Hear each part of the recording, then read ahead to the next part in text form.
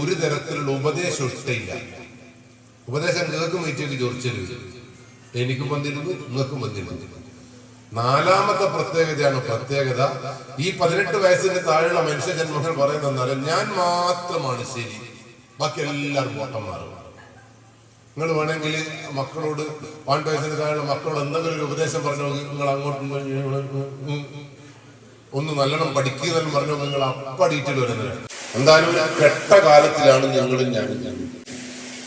അത് നിങ്ങൾക്ക് അറിയുമെന്ന് എനിക്കറിയില്ല. പക്ഷെ ഒരു പോലീസുകാരൻ എന്ന രീതിയിൽ പോലീസ് സ്റ്റേഷനിൽ 2 മണിക്കൂറുകൾ ചെലവാക്കിയാൽ നിങ്ങൾക്ക് ഈ നാടിന്റെ ഏകദേശം ഒരു രൂപം മനസ്സിലാവും. പക്ഷെ നിർഭാഗ്യവശാൽ കേരളത്തിലുള്ള ഒരു രക്ഷാകർത്താവും എന്റെ മക്കൾ ഏത് രീതിയിലാണ് സഞ്ചരിക്കുന്നതെന്ന് പരിശോധിക്കാൻ തയ്യാറായി ഇല്ലാത്തൊരു കാലഘട്ടം. ഞാൻ ഓരോ ദിവസവും കണ്ണു തുറന്ന് നോക്കിയാൽ മതി. ഈ 2 ദിവസമായി കേരളം ചർച്ച ചെയ്യുന്ന വിഷയം കല്യാണി എന്ന് പറയുന്ന ഒരു പെൺകുട്ടിയെ കുറിച്ചാണ്. 2.5 വയസ്സിൽ സ്വന്തം വീടുകളിൽ സുരക്ഷിതത്വമില്ലാതെ പീഡിപ്പിക്കപ്പെട്ട ഒരു സുന്ദരിക്കുട്ടിയുടെ പേരാണ് കല്യാണി. അത് തന്നെയാണ് നമ്മൾ ചർച്ച ചെയ്യേണ്ടത്.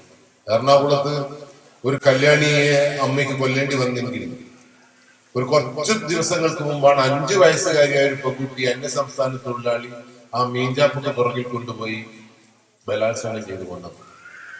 തിരൂരിൽ 17 വയസ്സുള്ള കരാട്ടെ പഠിക്കുന്ന കുട്ടിയെയാണ് കരാട്ട അധ്യാപകൻ പുഴയിൽ പീഡിപ്പിച്ചതിന് ശേഷം പുഴയിൽ മുക്കിക്കൊന്നത്.